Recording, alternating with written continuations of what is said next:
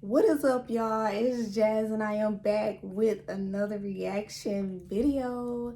So, y'all, I'm not even finna waste y'all time. This is a long one. It was requested, so we gotta get it done. But this is the King Von Demon O Block documentary. What are you doing? Sit down.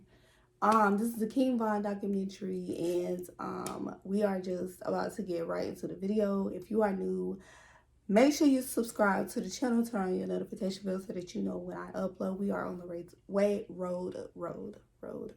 I don't know what I just said, but road way to 2K and up from there. But we're about to go ahead and get into this video real quick, real fast, and hurry, and yeah.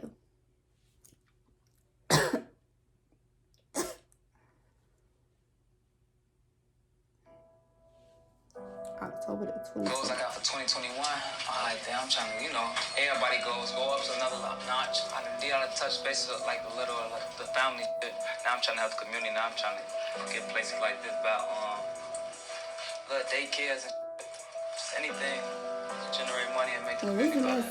Now I got a lot of friends, but it's now my auntie next to line. Now you see what I'm saying? And then my friends, and I got kids now. You see what I'm saying? So it never stopped. Like the giving it and help you, it don't stop. You just gotta keep getting more money. As long as you got money, it ain't gonna be no problem. You see what I'm saying? I just gotta keep having money. I don't know about that. The more money, more problems. That ain't true. A rapper who is among those who were shot and killed in a gun battle in downtown Atlanta. A total of 6 people were shot. 3 have died. One of them, a rapper Davon Bennett, who goes by the stage name King Von. Next, that's still crazy.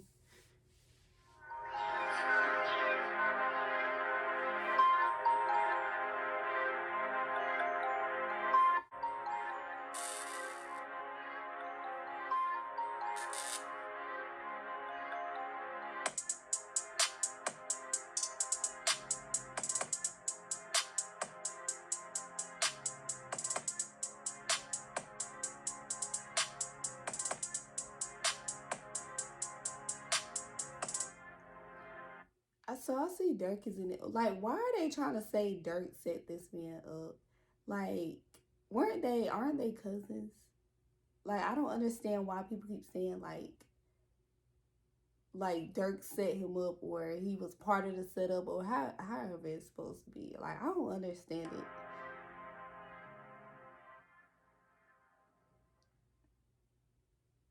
The streets of Southside Chicago has been riddled with violence for quite some time now. Throughout all that violence, though, there were diamonds in the rough with immense amount of talent in hip-hop, specifically in a location now known to the world as O Block. The people living there might have known of O Block for quite some time, but the world didn't until Chief Keef, Lil Durk, Fredo Santana, Lil Reese, and many more started to blow up. And as time went on, more and more artists started blowing up from that area, and Chicago finally once again became a big staple in hip-hop. And just recently, an artist by the name of King Von has started to blow up from that exact area. Through his unique flows and his insane street storytelling abilities, he was just another superstar from O Block, ready to take off. King Von was born Davon Bennett on August 9th, 1994, and he was born on Parkway Gardens, also known as O Block, located specifically on the 64th Street on King Drive in the south side of Chicago. He was raised in a broken home with divorced parents. He never saw his mom and biological father together. His father ended up serving time in prison, and when he got out is when he officially met his father, but he was only roughly 8 years old, so he doesn't really remember it. Then a couple months later, after meeting him, his father was killed. Despite that, King Von ended up getting good grades in school, whether it was through elementary and through middle school. However, around middle school is when King Von says he started getting involved in the street life, because when he got out of school, He was bored and decided to explore the streets with his friends. And around middle school is when he officially met Lil Durk, and they started to hang out as close friends. Don't nobody really know when they started being bad. That shit was really regular. You see what I'm saying? Like, I don't know. I just woke up one day, I was bad as hell. I don't know what the fuck happened. I was just getting good A's and B's. I don't know what happened. Ooh, you see what I'm saying? School over here with the nice teaching and nice people, all that. All right, so now I'm going off they from that. Since they nice and being, you know, productive and all, I'm doing my work, I'm in school. But now I'm out of school with the people that ain't doing shit, but on the streets, all they know is being loud, mean, bad, you know, selling drugs, doing this and that. So now I'm around them, and now I'm, you know, my environment shit, I'm adapted to that shit. As time went on, while being out in the streets, said he King don't know Von what the said F that he happened. never joined a gang. Instead, he was forced to be in a gang, which would end up being the BD's Black Disciples. And the reason why he says he was forced to be in the gang is because of the environment he grew up in. If you weren't associated with a gang, you would end up getting beat up every single day and robbed. So you had to be associated with the gang for protection and just for peace of mind. Nah, I ain't enjoying one. It's just like, That's tough. since I'm over here, you see what I'm saying? You is what you, where you at? Like, if you would have grew up, if you would have been born where I'm at, you would have had to be gangbang. Just because that's what it is. Well, you ain't going outside. And with that lifestyle, obviously came trouble. And the first time King Von got arrested That ain't no was when he was a lifestyle. Somebody young wanna teenager. live. He got put into juvenile for allegedly armed robbery of a vehicle. And since he was so young, they gave him the option of boot camp. He took that immediately and got out pretty quickly. While his friend Lil Durk was rising in the music So scene it's and like you becoming were a star, forced he would end up getting to into live more that life. trouble. And on November 21st, 2012, King Von was arrested and booked in Cook County Jail for unlawful possession of a firearm. And at this point, King Von says he dropped out of high school, which would be his junior year in high school. And without being in school, he devoted himself to the streets fully. And by the time he hit 19, he caught a huge case that potentially could have gave him life in prison at the age of 19. This was a shooting that occurred on May 29th in 2014. Then on July 24th, catch him like 2014, he got booked and charged with first-degree murder and 2 counts of attempted murder. King Von ended up spending 3.5 years trying to fight this case, and while being in prison, he didn't waste any time being in there. He ended up getting his GED, and on top of that, he ended up writing his own music for the first time ever because he was planning on beating this case, getting out, and focusing on music like Lil Durk had told him to. And then they charged me, the kid I just got out for first degree murder and 2 attempt murders. They charged me with that shit. I beat that's that. crazy. I mean, I'll get to that shit. While in prison too, he ended up getting a cell room with an 80-year-old man, and he would end up taking care of him throughout his whole prison bid. He would push him in his wheelchair. He would remind him to take out his dentures when he went to sleep. And of course, this old guy ended up calling him grandson, and he also got the name grandson because of how he was carrying himself in prison. He was showing respect. He was showing he was a leader in the BD thing. It be old men like they put you in the cell with like 7. They put me in the cell like that was that I gotta help him I gotta push him in the wheelchair. They put me in there with a nigga that nah, for real, like I'm in a cell with a nigga that's crazy. 80. He I all gotta in a take him to lunch. wheelchair in I'm in a jail. joint. I don't even know this man, but he in my cell. I gotta take this man because you gonna leave this old man there. He's stinking, he loud, he got his dentures in, he be chewing his dentures. He supposed to take them out when you go to sleep. So school, take your dentures out, man. I'm in jail when you sound saying, but I'm his grandson. Cause So you dangerous, but you got a hell of a heart. man, you know you gotta that shit though. Yeah, You gotta look out for your yeah, people, man. You gotta look out for your people or look out for you. You see what I'm saying? That was After 3.5 sweet. years, he finally beat the case due to lack of evidence towards him. He finally got out, and at this point, he was 23 years old. And with all this time passed, he saw that his close friend, Lil Durk, was a superstar in hip-hop, and he decided that he needed to do something to get income that was legal, so he wanted to get into music. And Lil Durk encouraged that. He flew him out to Atlanta where he could focus solely on the music, and this is when he started officially recording music. It was towards mid-2018. Like I've been with him his whole journey in jail. And I ain't gonna lie, like he ain't never say nothing about rapping. How'd y'all meet? Like we grew up together. So then when he got out, he just tried rapping. And like his first song just like went super crazy. Big shout out to Swagbucks for sponsoring today's video. If you don't know, Swagbucks is an easy way to earn cash and gift cards Dirk was by looking simply out, doing though. surveys, watching videos, playing games. I did quite a few of these, and they were very quick and earned me quite a bit of cash. I'm just trying to They can be understand their used in all relationship. kinds of places like Amazon, Walmart, Target, Starbucks, so on and so forth. And that's really needed during the holidays. And since they're sponsoring this video, they're giving you guys $5 bonus if you sign up with the link in the description below. Use that link and you'll get a $5 bonus when you do your first survey. So go ahead and check it out, Swagbucks. Link is in the description below. Thank you for watching. Let's continue the video. And one of the first tracks he released was with his homie THF Zoo called Beat That Body. And the reception for that track was great, so he kept recording music in Dirk's house, and Dirk taught him how to write tracks, and eventually he came up with the track Crazy Story. And when he released this track in December of 2018, everyone was going crazy at the crazy storytelling ability of this track, and it was something completely different with multiple flows. We made Crazy Story in my house. Like he ain't know how to write a song, none of that shit. So yeah, put the cat in that shit, like took it on the streets. He kept recording music and eventually released Crazy Story Part 2 with Lil Durk and Crazy Story Part 3. And by this time, Lil Durk officially signed him to his label, OTF, and Durk brought King Von to all of his interviews to show him the ropes of how to do things as an artist. King Von also opened up a lot of shows for Lil Durk and performed solo in quite a few cities. And from this, he got a lot of money. And one of the first things he did when he got $100,000 was go straight back to his old neighborhood in O Block and give back to the people. He was very weary about trying to help his neighborhood, whether it's building daycares for children, trying to give back to his community so it can be a better place. He did that multiple times. It wasn't just one time where he gave $100,000. It was quite a few times. However, King Von would run into more legal trouble, and this time it would be with Lil Durk. On February 5th, 2019, Lil Durk and King Von allegedly shot at somebody in Midtown Atlanta where they robbed someone for $30,000 and more. And this victim was shot and nearly died.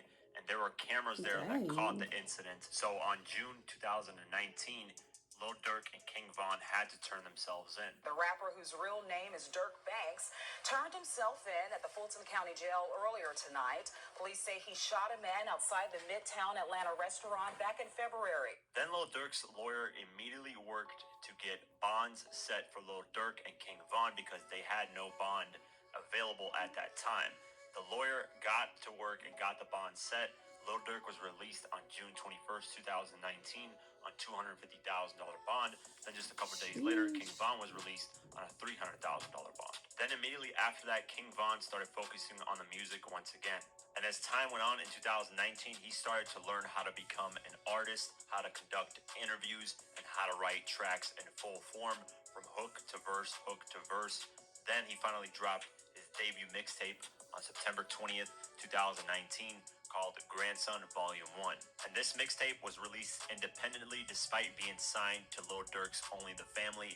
It was only distributed by Empire Records, and it ended up peaking at number 75 on the Billboard 200 charts and number 37 on the US R&B and hip hop charts. And the reception once again was amazing. He just kept growing his name in the music industry, and as time went on, he started gearing up to drop his second mixtape. The first single he dropped off his second mixtape was called 2 a.m.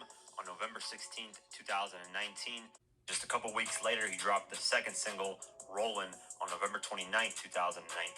Then on February 21st, 2020, he dropped the third single, Took Her to the O, and this is one of the singles that caught a lot of heat and became one of his biggest records. And this song to date, as of the making of this video, is his highest charting song on the Billboard Hot 100. It peaked at number 47, and on the US R&B and hip hop charts, it peaked at number 14.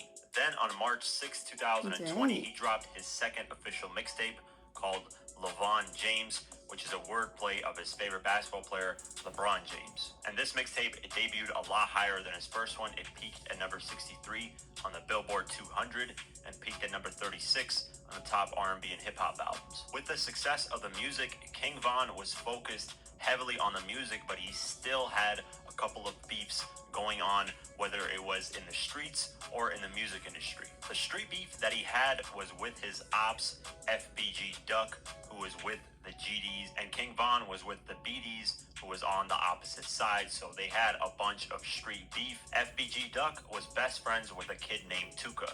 Tuka was murdered at the age of 15, and rappers that were part of the BDs, which was the ops, would make fun of Tuka's death, saying things like, "We're smoking on that Tuka," and King Von would actually do that in a couple of his tracks, That's such as crazy. All These Guys featuring Lil Durk, and of course, FBG Duck, being best friends with Tuka, did not like that, so King Von ended up inheriting that beef from the streets. FBG Duck even released a diss track towards King Von called "I'm from 63rd."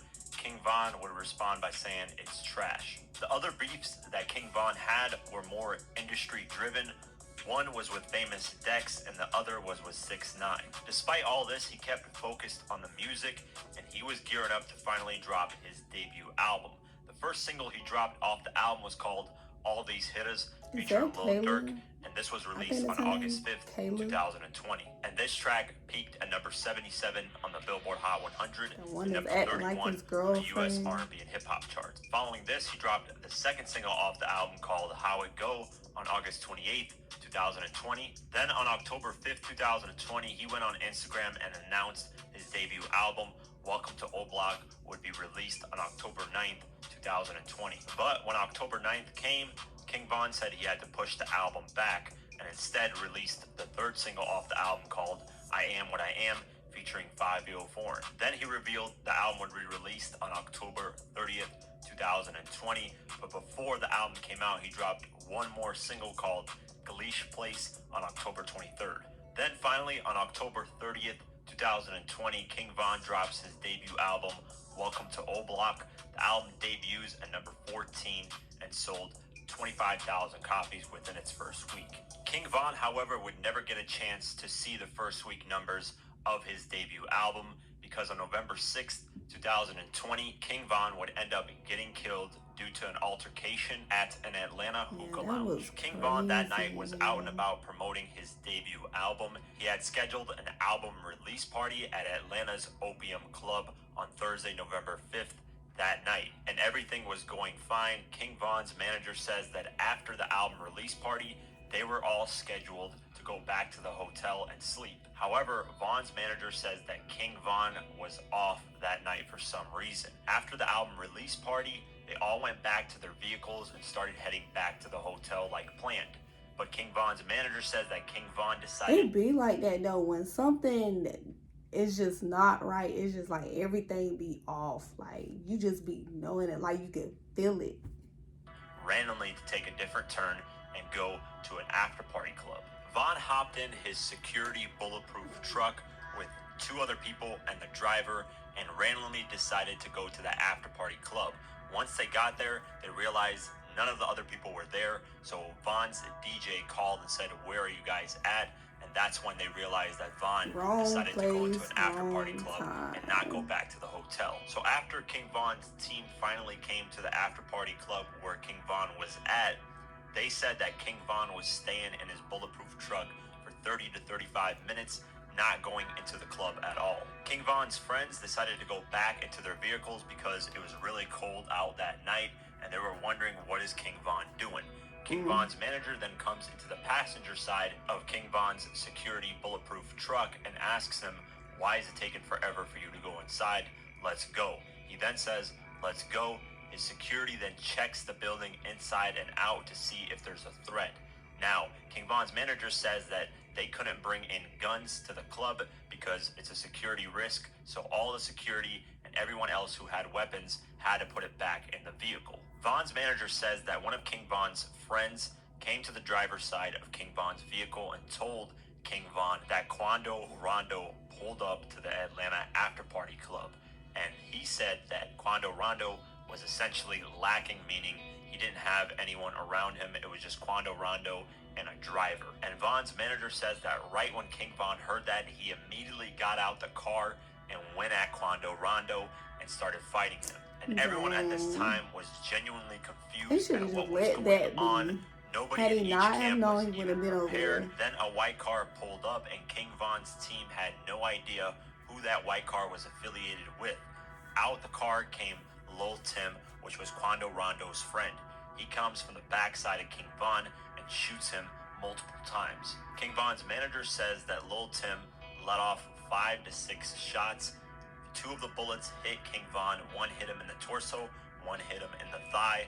1 of the bullets hit King Von's manager, and King Von's manager says that King Von was using Quando Rondo as a shield while he was getting shot at. And when this happens, all hell breaks loose even more. The police that were guarding the area that night decided to get involved in the altercation and started shooting randomly at basically everyone there, and that's when everyone started scattering around. People were running back inside the club hoping they wouldn't get hit. And once things settled down, King Von's team went immediately to King Von, got him and put him in the back of their vehicle and drove him to the hospital. Apparently Quando Rondo was yelling out that King Von got shot, so his team heard that and ran towards him to help him out. His team ended up putting him in the back of a... So did Quando Rondo, like, did he try to help?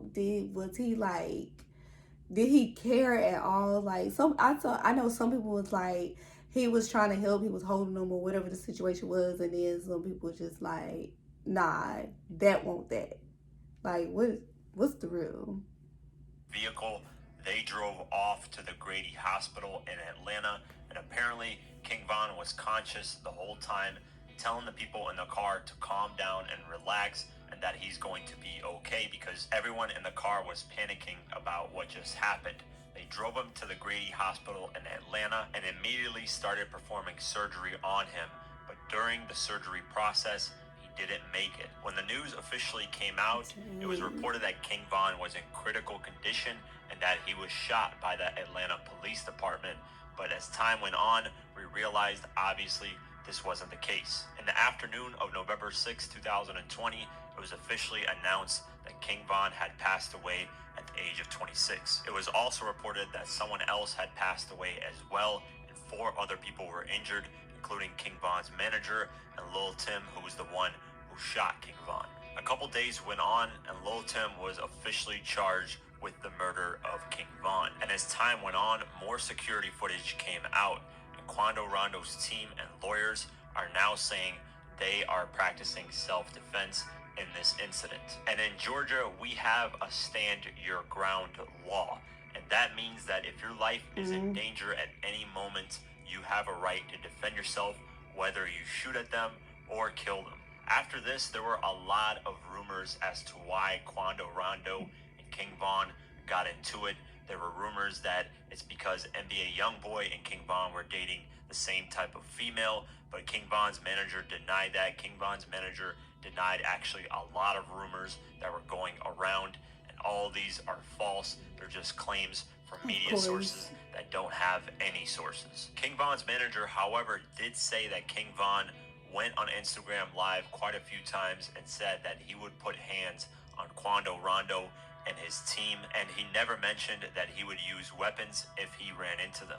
And of course, after King Von's passing, his album saw a huge uptick in sales the following week. The album ended up rising to number 5 on the Billboard 200 charts and sold 41,000 copies that following week.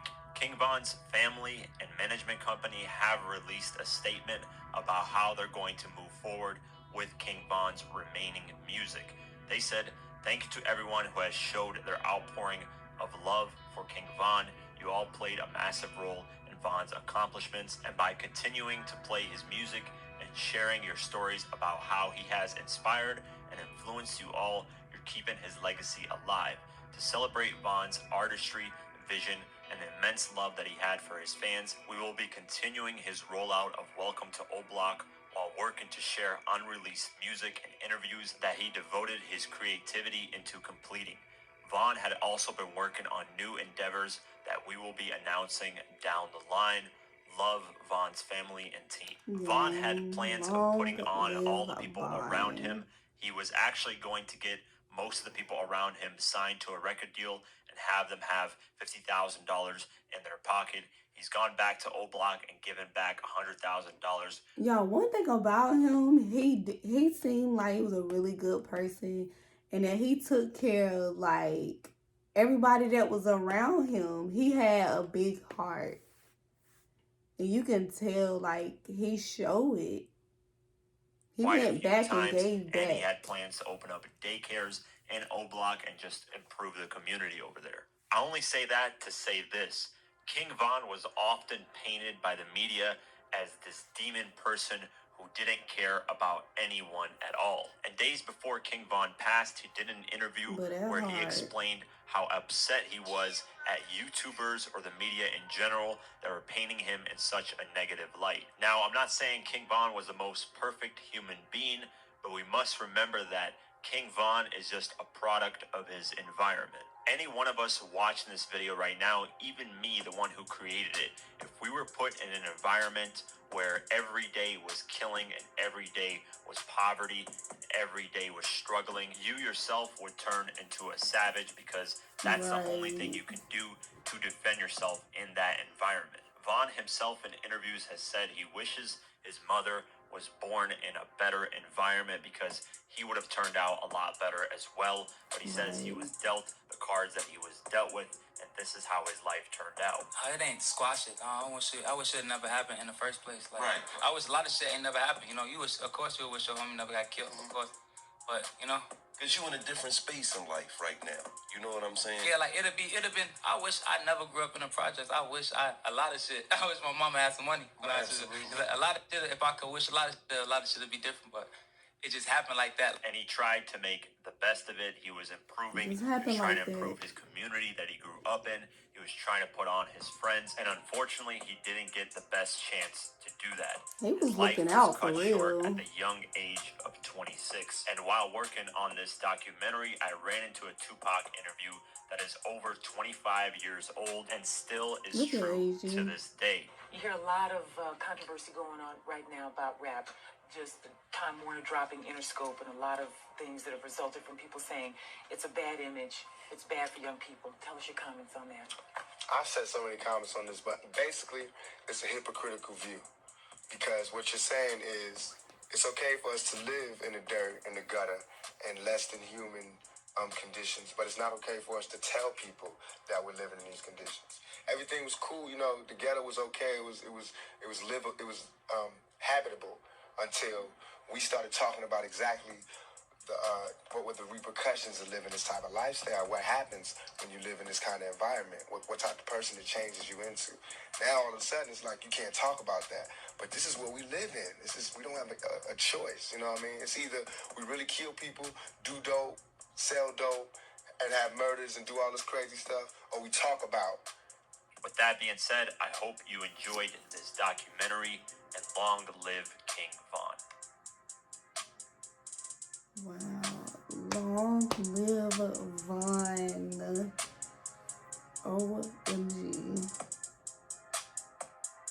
That's it for today's video. If you But guys yeah, want to support this y'all. channel further, you can do so at patreon.com/.